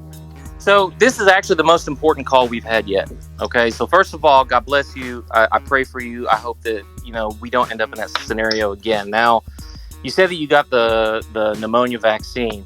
That pneumonia vaccine does not protect against everything that can cause pneumonia. It only protects against one organism. Okay? Mm-hmm. So pneumonia can be caused by all kinds of different bacteria. And so the reason the pneumonia that you got was not from the pneumonia that you got vaccinated for. It's from all the other stuff you couldn't get vaccinated for, right? Whether it was Klebsiella, which is a kind of bacteria, whether it was Staphylococcus, which is a kind of bacteria, any of these other kinds of things, Mycoplasma, which is an atypical. There's all kinds of different things that could cause you to have pneumonia other than what you were vaccinated for, okay? Now, you do have underlying health conditions. You have sickle cell disease, or do you have sickle cell trait? I have the disease. Okay, so you're full-blown sickle cell. Right. I highly recommend that you get the, vaccine. Now, that being said, this isn't medical advice. You're going to have to talk to your specialist and see what he or she says, but I can guarantee you they're going to recommend that you do it. And you said that, well, there's side effects from the vaccine. So anytime you get a vaccine, flu shot, this vaccine, anything like that, you can get a immune response, because that's basically the machinery of your immune system activating. And that's where it starts forming, the antibodies and everything else. You feel like shit, you're tired, you're sore, everything. That happens, and it can happen from any vaccine, but it's temporary. And really, if you experience those symptoms, that's a sign that your body is doing what it's supposed to do with the vaccine. Me personally, I had a lot of throat pain that developed after I got both shots. And after a couple of days, it was gone, and I was back to my normal self. So, don't misunderstand. The side effects. The side effects are not the disease itself, right? In fact, they're only putting one of the 29 proteins into your body for your body to form that immune response, which is why it's so elegant, because they literally took out the one thing that your body needs to see to be able to form an immune response. The rest of it, that's just your immune system kicking into gear, manufacturing antibodies, and then once they're floating around your system, it sits back and chills until you potentially, hopefully never, but if you did get an active infection. Okay. Yeah, I understand where you're coming from. It's just that when anything happens to me, my body tends to overreact, and my sickle cell takes it to another place. Not all the time, but it has the potential to that. Have you had the flu shot? Have you had the flu shot? Yeah, I've had the flu shot before. Yeah. Okay. Have you had the rest of your vaccines? Measles, mumps, rubella, tetanus, all that stuff? Yeah, I had all those. I had most of those shots when I was a child, I believe. So but sickle cell is something you're born with, right? So what I'm saying is, you're born with that, yeah. That if you tolerated all those vaccines throughout this course, you'll tolerate this one as well. Okay, I understand where you're coming from. It's just it's just the idea of being put back in that position that I was in last year.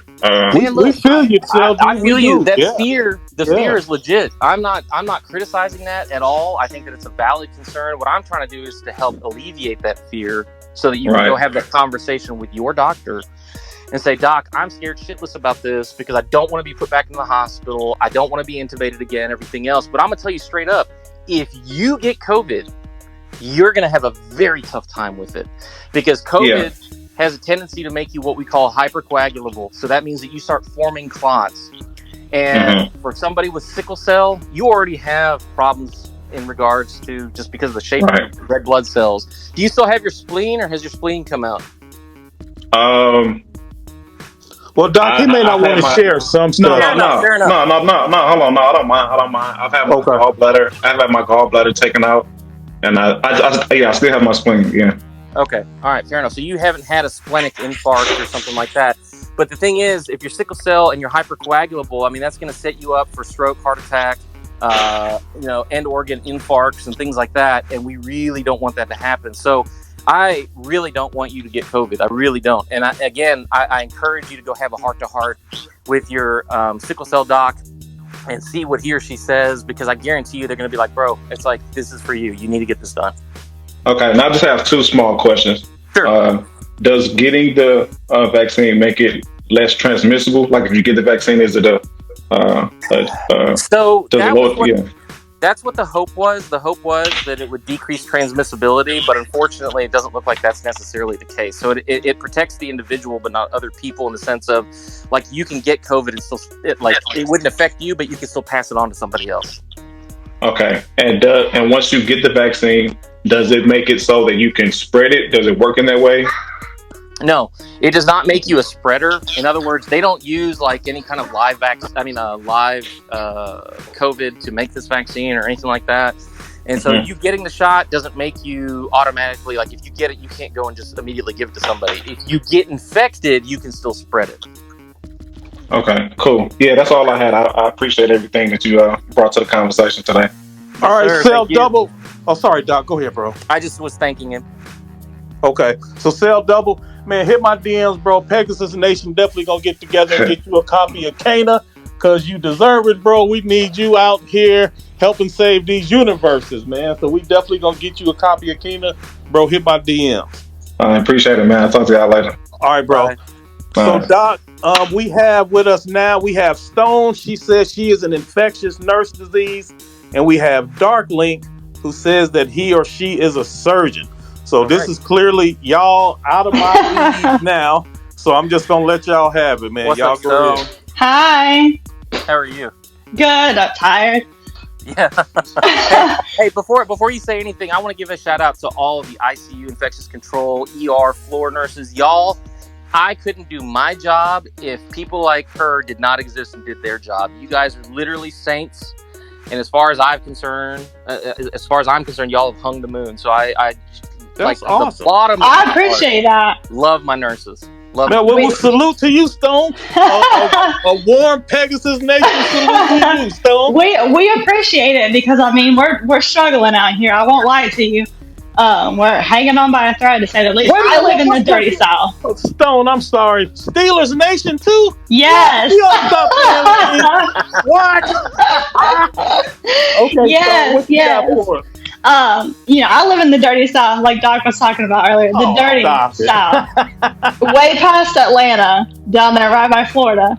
So yeah, and we see a lot of the my cousin, sister's brother, his friend got COVID, and then a lot of I don't need to see a doctor because God's got me, and I'm not disrespecting any religion, but talk to your doctor.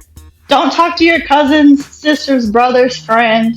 Don't, search for it here and there. Do your own research, real research. Stone, real quick, let me jump in there. No, go ahead. It's rude, but just so, a very prominent minister in the world today is Bishop Noel Jones, and Bishop Noel Jones just did a message where he was talking about these prophets and these faith healers, and it's okay to have faith in God, but when this person is coming to pray over him to heal him, and this person is wearing glasses, he immediately has two questions. Number one, why do you trust science enough to wear those glasses? And number two, why didn't you pray to get your eyes healed up to 2020 and beyond? Exactly. So at the end of the day, God and science are not opposites. Like, they're not enemies. Right. So anyway, go ahead, nurse. Y'all, I'm sorry. Y'all go ahead. Well, I mean, I can't speak for Doc, but he might see what I'm saying. I'm not a very religious person, but I have seen things that science cannot explain. So I don't think you can have one without the other. You can't have faith and not believe in science at the same time. They go hand in hand, like you're saying. Like, can I make a comment real quick? Yeah, go ahead. The church with the most sincere prayers are hospitals. Yes. Facts. That is where you will find the most faith. We literally do the Lord's work. I mean, Jesus was a healer, right? If you're Christian, Jesus was a healer, and that is exactly what we do. We give up everything, our family lives, our children, everything else to come and take care of the sick and the injured. That's a calling. That's why this is not. When people try to question the integrity of healthcare workers, I want to throat punch the motherfuckers. Because I'm like, do you understand what sacrifices me and my homies are doing to protect your dumbass? I'm keeping your idiocy alive, despite the fact that you are against everything that I stand for in terms of science, reasoning, and understanding. And I'm still going to take care of you. Why? Because that's my calling. I answer to a higher power, right? And so I have to be able to live with the decisions that I make. And my decisions are always to help people, try to get them to the next level, try to get them through their pain, torture, suffering, whatever, so that they can go out and get back in the street and start yelling at me again. I mean... And not only that, but I have an ER background as well before I went to infectious disease. Oh, hell yeah. And let me tell you, when somebody dies in the ER in a trauma bay, the doctor looks at everybody and says, are we going to call it? Do we all agree? We all have to agree to make that decision to say somebody has passed. And that is a heavy burden to bear. Yeah. Because if one person says no, then you keep trying something else. Yep. But if everyone, so people don't understand that. People that aren't in this field don't understand that you carry that weight every single day. And when you hold an iPad and have a 27-year-old say goodbye to their family from COVID via iPad, you don't let that go. That doesn't, or they're begging you for the vaccine right there, and you're like, there's nothing I can do for you. And that's a hard thing to say. Yeah, because if they had gotten the vaccine earlier, they would never have been in that position in the first place. And more importantly, what's happening right now to healthcare providers across the board, they're number one, they're human beings. Human beings can only take so much torture, punishment, and whatever. And we are one of the most resilient groups of human beings on the planet, right? We are people who have dedicated our lives to studying and working all kinds of crazy hours, doing all kinds of crazy stuff for extended periods of time to be able to get to where we are in our medical professions, right? And so we are very resilient people, but you're burning us the fuck out. There is a group of folks that are like, you know what? I can take that same vim and vigor and go turn myself into a day trader and be making a shit ton more money on my schedule and not have to fucking worry about a goddamn thing. Not only that, but I have a 7-year-old daughter. And as this is all going on and I'm sitting here working, 13, 14-hour shifts in the middle of COVID, and when we didn't know anything about it, every day you come home and you wonder, is today the day that I just gave my child COVID? Yep. Because I was here trying to save y'all, and y'all don't even believe in me. Like, you think I'm in some kind of hoax. Yeah. They think we're getting cut some kind of check from the government. Where is my hoax check? Yeah, I know. Hey, give me mine too. I'm ready. Right? I'm just waiting on this check from being in on this scam, and it hasn't come yet. You tell them, because I brought this point up earlier. What did they do when this first hit? They cut staffing, especially on the nursing side, and they cut hours for the docs and everything else. I mean, that, and check this out. Let me throw a little caveat out there. This is how much I love my nurses. So I'm the medical director for the ER that I work in, and I had nurses that were coming up to me and they're like, Doc, I could be going to like Texas right now and make $10,000, $11,000 a week, but I'm gonna leave you guys in the lurch. And I said, you know what? Give me your letter of recommendation. I'll sign it and we'll get you out. You know why? Because this hospital doesn't give a fuck about you, but I do. And I know that if you make $10K a week, you can work for 3 months and be set for the rest of the year. And then you don't even have to do anything else if you don't want to. Or you can continue those travel assignments, making that bank because you deserve it. That's how much the nurses should be paid in the first place. Right. I can honestly tell you at one point before the vaccine came out, we had half of our staff, and that's not a lie, half of our staff, including physicians and PAs and, everyone else out with COVID. So we were down to 3 nurses and 2 providers trying to run an entire unit because we had nobody else. And there were still people in my face saying it's fake. And I'm like, well, tell them they can come back to work then because I'm tired. Yep.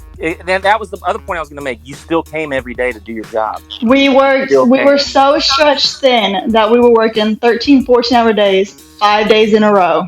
Yep. Man, salute to y'all. Fact. And you still have people that have the audacity to come in and say, it's not real. Well, let me go home then. So okay, well let me speak to that real quick, y'all. Like, and this is real. So I have been vaccinated, but there are people in my community, specifically the Black community, and they certainly believe that as Black people, we are specifically targeted when it comes to medicine and the practice of medicine. And I believe that myself. Like, I think that is 100% true. And so I am not against anyone that looks like me that is hesitant or cautious of trusting certain things. But at the end of the day, COVID is real. And once you've seen it, like I was saying to bro earlier, like, you can't fear the cure more than the actual disease, because at some point you're going to have to make a decision. And really quick, it's not off topic because it's based off just what you said, but if you ever have a healthcare provider that discriminates you in any way, shape, or form, you walk out and find you a better healthcare provider. Absolutely. Facts. Because that's not the oath that any of us took. That is correct. That is correct. And let me kind of pull back up on the history a little bit. So folks want to quote like the Tuskegee experiment and everything else that was done, and that was one of the biggest atrocities. Look, I'm gonna tell you straight up, the African American community has taken it on the chin for 400 plus years. It is not fair. It never was right. Anybody who tries to justify it anyway needs to shut the fuck up, because it's like, it's wrong. And to have that skepticism is completely understandable. That's why I'm willing to, volunteer my time and sit down and talk to folks and everything else, because we appreciate it too, Doc. Yeah, no, I know you do. I mean, but at the end of the day, it's one of those situations where, you got to have, there are more people like me. There are more people like Stone that exist that actually give a damn and give a fuck about you and want you to survive and want you to do better. Because here's the thing, there's so much inequality in this country based off of race. Income inequality, education inequality, housing inequality, food security inequality. All of those things are there. That's 100%. There's no doubt about it. Anybody who denies that is a fucking racist piece of shit. I mean, I'm not going to pull a punch on that. So the thing is, what do those same people want you to do? They want you to fucking die. They don't want you to get the vaccine. They want you to be misinformed. The way you tell them to go fuck themselves, get the shot. You need to survive so that you can hopefully get yourself other like-minded individuals to up yourself to the next level. And people like me will help you along the way. Try to say, look, what can I do to help? How can I help the community? Because look, it's like, I mean, I've grown up, I was very fortunate. I grew up on college campuses. My parents are both college professors. And I grew up... Look at this rich, privileged white dude. No. Man, hey. College kids, college professors don't... Now, there's a caveat to that. The wealth that I grew up with was educational wealth. I grew up with knowledge and access. Okay. Before the time of the internet, I had friends from Nigeria, China, Iran, Iraq, like Egypt, Scotland. That was the posse that I rolled around with when I was a little kid. And for the record, there was a period of my life where I actually lived on food stamps. So I'm just saying. What? Just saying. Okay. Yeah.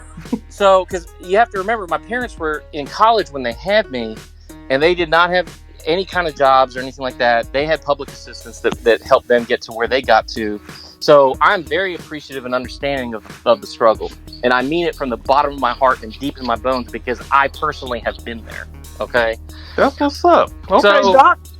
You know what I'm saying, though? But it's like, at the end of the day, it's like, you've got to have... There are doctors and nurses like us that are out there that care about you and the community and want people to get that next step up. And for you to do that, you have to survive first. You've got to live. Get the vaccine.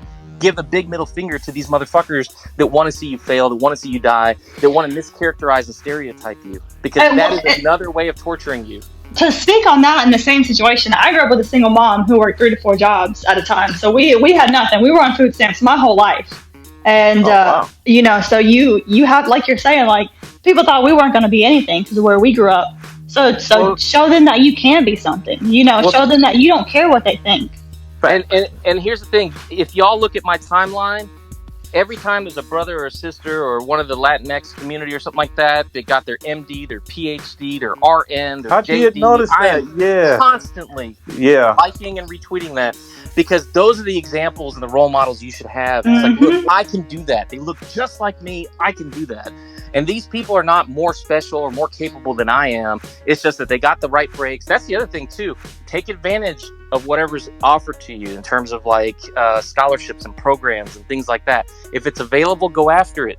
You know, get yourself out of the rut, because it's like, you know, the thing is, if you can start and get yourself to a point where you can start building generational wealth, like you know, that type of thing, then all of a sudden the next generation after you is going to have it easier, and then they're going to do the same thing. The next generation after them is going to have it easier.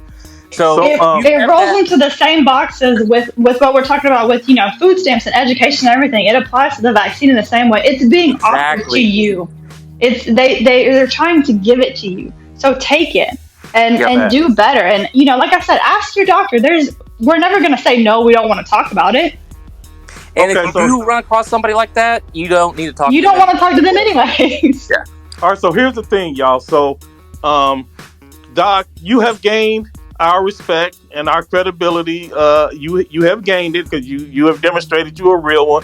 But Stone, you already had it. I mean, if you from Steeler country, you know, you understand the blue collar worker. So you all good, Stone. You don't have to substantiate yourself. All right, so real quick, y'all, we got Dark Link, not Dark Optimus. Dark Optimus, you wait, sir, because I ain't forgot what you did the other day.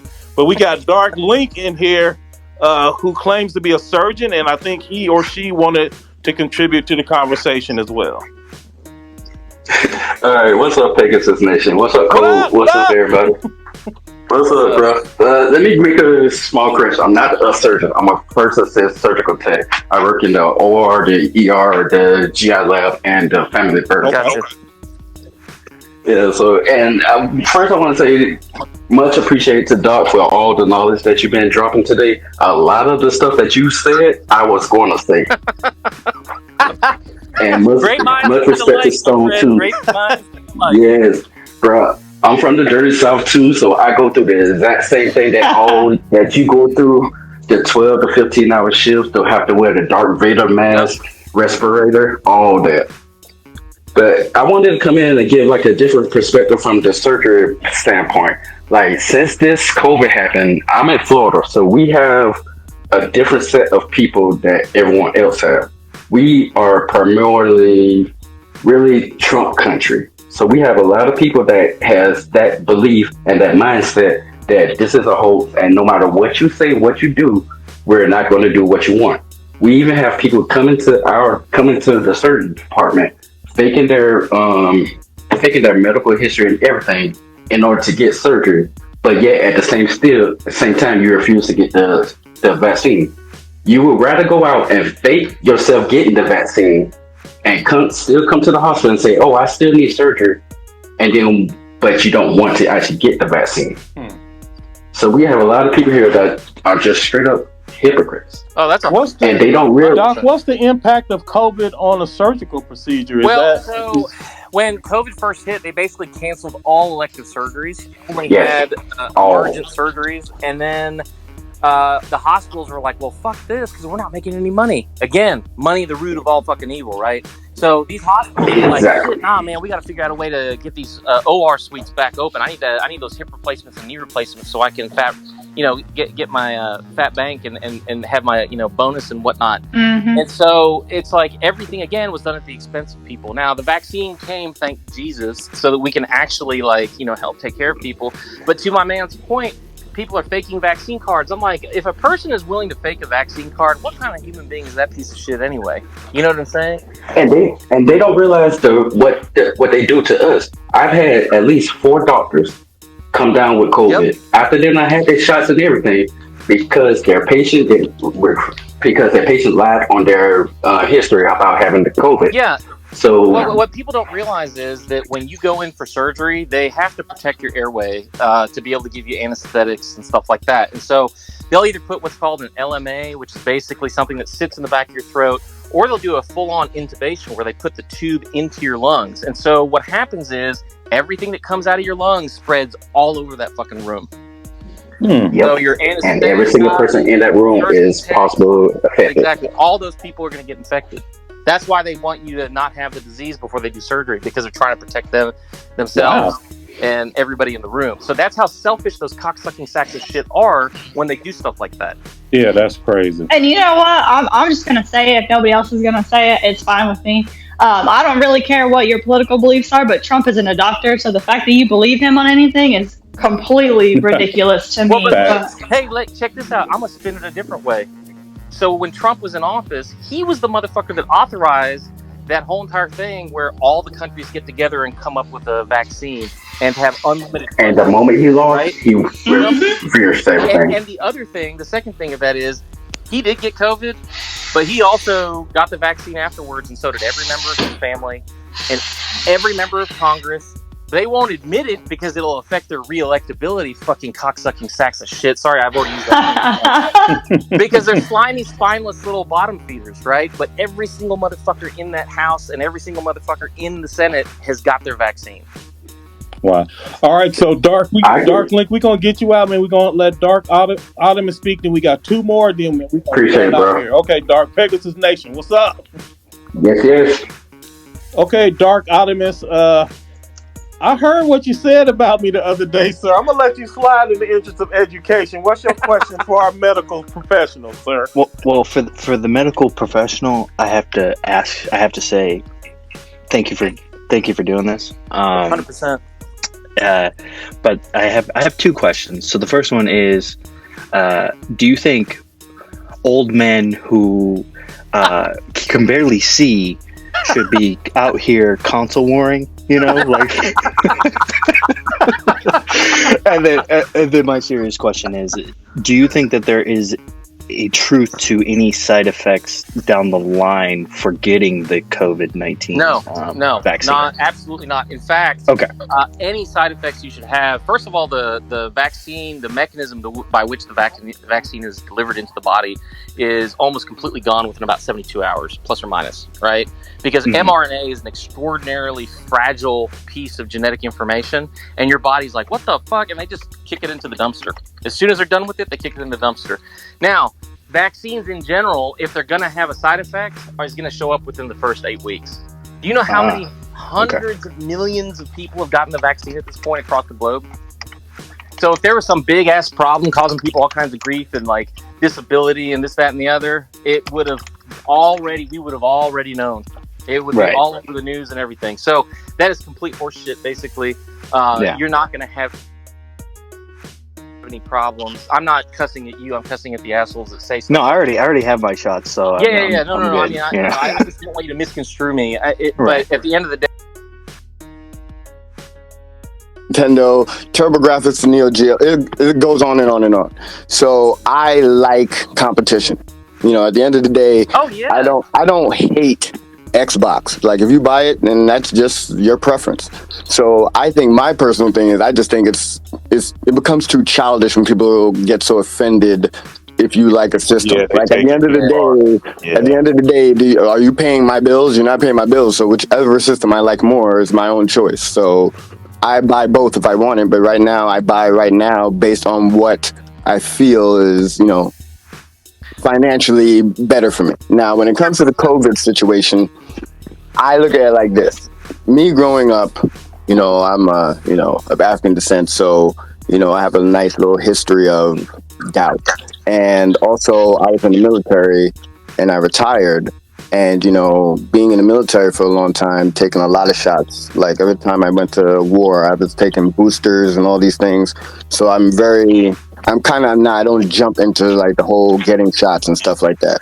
Politically, I don't even touch the political side of it. I just look at it in the sense of, I have 3 daughters, you know, and even if I don't believe in taking the shot, you can't be in a sense of, like, your safety for your children should always be firsthand compared to what you believe in. You know, if people are dying off of something and you yourself are not a doctor or a scientist and you can't figure it all out, and the safety of your children is involved or your people you love are involved, it's something you have to consider first. You know, I didn't get the shot until actually I had to go to West Africa because they don't even allow you to come there without taking the shot. Right. So I never really jumped so much into it because let me tell you, I didn't get the shot until I had to go, and I had to go last month. So I didn't make a big deal of it. I just knew I had to get it, and I got it. From what I learned when I went to the VA was that they even told me that in the sense of you getting either vaccine, it's not really a sense that you'll never get it again. They even told me, never look at it as you will never get it again. It's just the sense that if you get it now, it'll be like almost like in the sense of like getting pneumonia or a really bad flu. So it's like yes, you can get it, but the danger of what it can do is minimized a lot. That's because basically all they're really telling you is that it's a booster of your immune system. It doesn't mean that it's a cure that you'll never get it again, but that's the thing. I think what really it all comes boiling down to is like it comes from gaming to everything. I can put gaming into it because we're in a gaming community, is the sense of knowledge is power. Like knowing is a lot better than not knowing. Facts. And instead of just first going off of what you think it is and what of people who are more speaking your language is saying, I think you should always look to both sides. Nothing in life is one-sided. Everything is two sides of a coin. Well, hold up. Let me jump into the middle of that right quick. I don't necessarily agree with that, because if one person says, and I'm going to use an example that just to kind of get people to put some perspective on this, but if you got a homeboy come in and say, well, I hate black people because they're black, there is no two sides to that story. Fuck that guy, he's wrong. Right? But you see, I agree with what you're saying, but I always look at something like this because I've been in that type of situation before. Okay, well, like being in the army, I've lived that way. Hold on. Okay, so this is good, Broken Saint. We appreciate you, and we definitely appreciate your service, bro. But like I was saying earlier, very much, and your selflessness, actually, because that actually touches on another point. There's a selflessness that happens when you volunteer to go into the army. There's a selflessness that happens when you get the vaccine, because it's not just about you; it's about your community, right? Exactly. But going back to the 2 points thing, when you've got science versus opinion, science wins every fucking time. There is no 2 points on fucking science. Now you can have this scientific argument versus that scientific argument. Then it's like, all right, that's what I mean. I don't mean it just that's what I mean in the sense of science. That's why I say information is always the key to everything. Don't just look at this guy over here said it this way and he's a scientist, so he knows.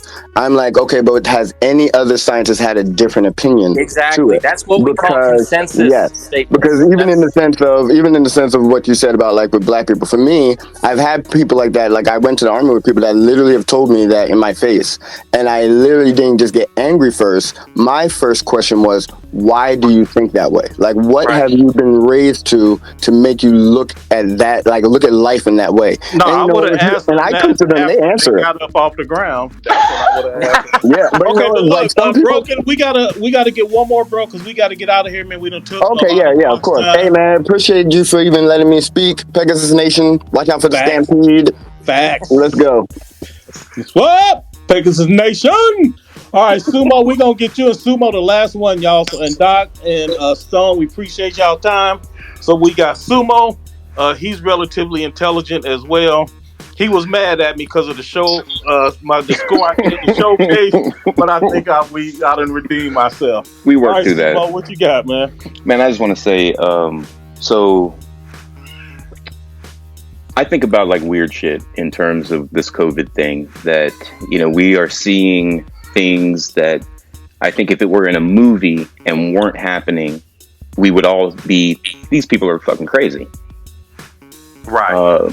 Right. If this shit was zombies, there's a whole lot of motherfuckers that would be hiding the bite. Oh, hell yeah. Sumo, real quick. So that's something that me and my wife discussed, I don't know, maybe 3-4 weeks ago. Is like, honestly, I play games like The Last of Us, and we watch Walking Dead, and we played like The Last of Us. But we can enjoy those games because it's like, this would never actually happen in real life. But now, after this whole COVID thing, like, I'm not so sure that that shit can't happen. Yeah, I have 3 daughters, and I'm the guy that has like a zombie contingency plan in the house. You know what I mean? Like I got a little map written out. We got a rope ladder in the attic. We about to be set. But my mind is blown at the fact that we in this country have had over 600,000 people die from this in front of our faces, right? Yep. Well, a lot of people don't believe the media reports, but yeah, go ahead, bro. Right, and that's another thing. Like, yes, there are those outliers that are going to give misinformation, but I just refuse to think that people who have spent a quarter of their life being educated in something are trying to do me a disservice. Right. Amen. The mouthpieces that we choose to listen to, and it's a choice, are the ones that are putting people in the ground. Yep, 100%. I had to get shots to go to school. My babies had to get shots to go to school. I'm seeing people dying left and right. Doesn't matter if they're young, old, green, or yellow. And now all of a sudden the shot is scary because Nicki Minaj's fake-ass cousin's balls blew up. This is insanity. It's insanity. Speak on your zombie bite comment. I can't tell you how many patients I've had come in, and the first thing out of their mouth is, I've got a cough or I've got XYZ symptoms, but it's not COVID. And me and being in this field, I wear my respirator all the time, and we'll swab them and it'll come back positive. So they'll look me in the face and tell me they haven't been around anybody and come back positive and end up in the ICU because they're so sick. Wait, and if this was zombies, it'd be that cat sweating, rolling the sleeve of his shirt down. I mean, look, if talking you about, go I'm just hot. Sewage, if you go swim in sewage, you're gonna end up smelling like shit. I mean, that's just the bottom line. And people don't understand, like we were saying earlier, it is not my place to judge you or any of that. Just tell me what's wrong with you and we're gonna fix it. But don't lie to me. So check this: the Delta variant is like it's as contagious as chickenpox, and they got a new cousin that got out of Rikers. This is cousin number 2 that got out of Rikers. This one came out of Sing Sing. It's called the whole family coming out. This is the Mu variant, and the Mu variant is even worse. Wow. So that's why I'm saying get the vaccine while you can, because if you don't get it now, it's going to jump up and bite you in the ass. And the shit is free. The more virulent it becomes, the more likely you're going to get it, and the more likely that you're going to have a worse outcome. Because what that virus is doing is trying to fight the vaccine that came out. You know what I'm saying? Yeah. Let me just tell you this too. It's like you're going to find doctors on Twitter. You're like, man, fuck that vaccine. It's wrong, and your power, and I'm like, shut the fuck up. First of all, how many doctors are saying that? If 9 out of 10 doctors are saying get the vaccine, and there's one asshole that's saying don't, who are you going to listen to? The 90% or the 10%? Right. The 90%, because they have an oath to take care of people. And despite corporate medicine, despite everything else, that's the one thing that has remained completely untarnished in medicine, is that you've got the majority of the physicians and nurses actually give a fuck about you. And let me tell you, we had a group of, here's just like a little story so you can understand. We had a whole group of friends come in, actually. They all tested positive. It was 5 people. They all tested positive. They all ended up in the ICU. Only one of them came out. And he was the one who was saying COVID was a hoax. And he said, I think I'm the only one who survived so that I could spread the message. All of his friends are dead, and they're in their 30s. That's crazy. I mean, it's insanity. It is insane that but he was like, I was the one who thought it was a lie. He thought it was a lie. Yeah. And he's the only one and he's like, I'm heartbroken because my friends passed away. But here I am. But I think it's so I can tell people this is very real. Yeah, because they might believe it more coming from him now. Mm-hmm. Am I broken? Because when I see stories of like the woman whose husband passed, who was a COVID denier, and now she's left with children, or the radio host who played songs when people died of AIDS, and then he got COVID and passed away after denying it. And all of these little pockets of stories of people who, I don't believe it, it's not that big. And then they're on a respirator saying, I should have got the shot. I don't give a shit about these people. I don't want to hear their stories. We've all been going through this shit since 2020. And all of a sudden, I'm supposed to give a shit because your stupid ass didn't want to listen to the thousands upon thousands upon thousands of hours of shit that we have been all enduring. That's what's most frustrating. Y'all see that sumo right there? That's the sumo that came after me because he didn't like my showcase score. It's dangerous. So look, y'all, we got to go. Sumo, I know you probably got more you want to. No, it's all good, brother. It's all good. Okay, yeah, we got to bounce, y'all.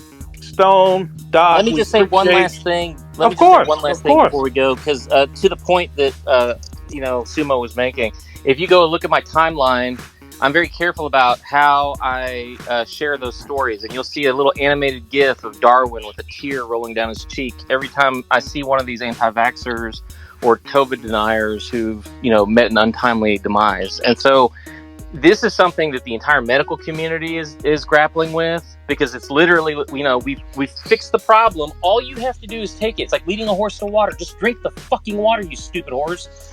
And it's like, they won't do it. They just won't do it. And you're like, shut this.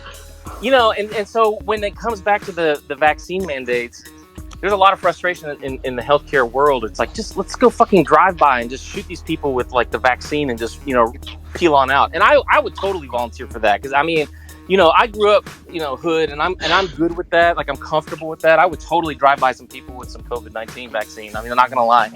But it's like one of those things where it's like at the end of the day, it's like we literally have got a solution to our problem and motherfuckers are still turning their back on it. But yeah, I that's got crazy. One in a code. Yeah. Fantastic. If you want to do a follow-up, let me know, because we could hit some other folks. If the people want it, yep, we will do it. So to follow up on what Doc said, though, it's not even just the vaccine. If you don't want to get it, I mean, that's your life, but you still have to wear a mask and wash your hands. You're not just free. You didn't get a get out of jail free card just because you didn't get the vaccine.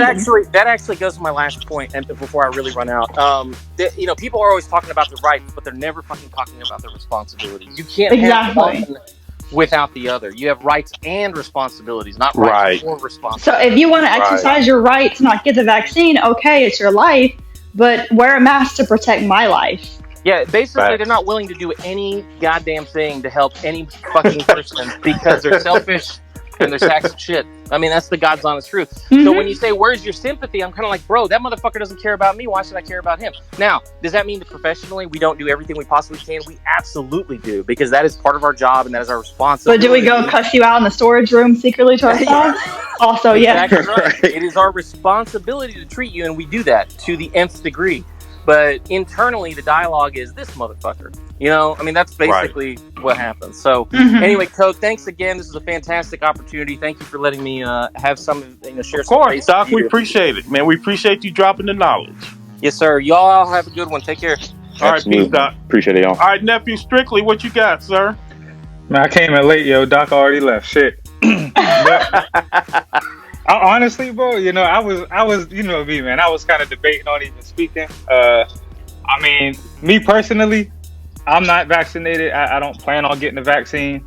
But to be completely honest, I don't sit here and argue with science. I don't do none of that. But it's more of a gut feeling for me personally. It may sound crazy. It don't sound crazy at all. I actually respect that. Shit, it does sound crazy. To me, I respect that, because the man is saying, look, I know what's going on, but for me, there is something I'm not trusting, whatever it is, and he is well within his rights for that, right? He's not saying the science is bullshit. He's not saying the science is bullshit. I don't agree with it. No, sir. It's not bullshit, bro. No, sir. Look, it is true. It is his right to choose whatever. That is true. I'm not arguing that. Of course, it is his right. It's everybody's right. But what you're going to have to explain to me is, what is this mysterious unction inside of you, and why you believe that over our medical society? Why do you put so much faith in your gut feeling than you do in other things? Are you psychic? Shit, what you know that I don't know? What you mean? Nigga, it's America. America built America straight up built off lies and fucking slavery. So you want me to just believe this, just believe this shit? No, I don't. And again, we went over that. Look, I get it. That's what I'm saying. It's sometimes, even though shit can line up, it still doesn't feel right with you. I'm not sitting here saying people shouldn't get vaccinated. I respect everyone's decision as grown adults. But my gut tells me not to fucking get it. Maybe, a year from now, or maybe whatever time it may be from now, I will get a vaccination. Maybe. But now, you lucky we got to get out of here, nephew. Strictly, I hear what you say. I'm not lucky at all. I will smoke shit at anybody. I don't give a fuck what y'all talking about. So first, Stone, she is a infectious disease nurse, and she is a Steeler fan. So Stone, hold up. No. See, this is where Aunt got it twisted. I I fucks with Stone, bro. Me and Stone talk all the time, fam. Like, okay. Well, Stone, you need to work on this nigga. Let him talk his bull. Here's my thing. I fully respect, you're right and everything, but Strictly and I have already had a conversation about it. As long as you wear your mask and wash your hands and stay 6 feet away from me, and live your best life. But do your research. Talk to your doctor. I can't force you to do anything. That's not my job as a nurse. My job is to provide you health care. I don't believe the medical society, but I believe my gut, though. My gut is... I find that suspicious and all, but... If we were in Tuskegee in 1957, I would agree with you strictly. But, we got a fucking virus that's dropping people, man. No, and they don't need to experiment on us like no Doc said. I get it, bro. Like, I truly get it. I'm not saying that science doesn't back it up. I'm not saying that people shouldn't get vaccinated. I get what you just saying. Your gut is more reliable, and you damn right it is for me. But also, with what Strictly's saying, I can also say he keeps his opinion off of the internet. He's not telling people not to get vaccinated. He keeps his opinion to himself and what he does for his family. I don't like the people who don't want the vaccine and spread these articles about how you could put a fork to your forehead because you got the vaccine. Now that's what I'm saying, because I don't sit here and tell people you shouldn't get back. If you feel like you should, then go get back. But all you see on Twitter is people getting shammed for having their choice on not to get fucking vaccinated. And spreading lies on either side. I wear my mask. My daughter wears her mask to school. We wear a mask, and we make sure we respect social distancing. That's it. You do your part. I do get out of here, sir. But all right. So I thought we was done. We definitely gonna have a part 2. And you got to bring your ass on time, sir. Hey, motherfucker, you can call me the minute you boot that motherfucker up, and you know I'm gonna be there. All right. So look, gamers, Pegasus Nation, all you fucking bots, everybody. Look, we hope y'all learned something. And if you got objections, again, we will do a follow up if the people want it. If y'all think that this conversation isn't over, if y'all think this conversation needs to continue, we certainly will. The whole point here is to just get information, man, to the gamers, and then they will take that information and make whatever decision they think is appropriate for themselves.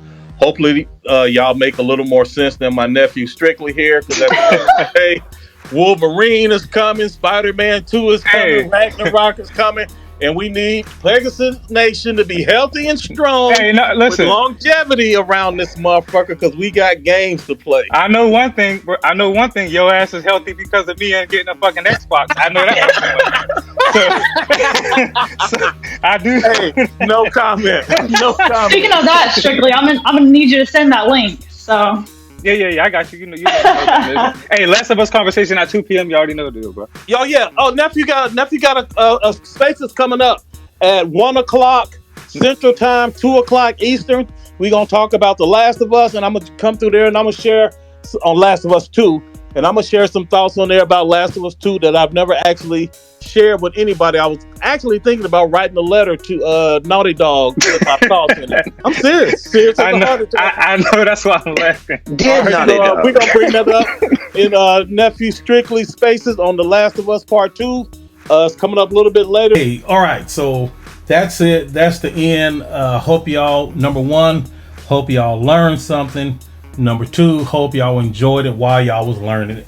Of course, it's one in every crowd, right? There's always got to be the one to come in right at the end and mess it up for everybody else. You know what I'm talking about? Nephew Strictly gonna wait right till the doc leave to come in there with this trash, man. Look here, nephew.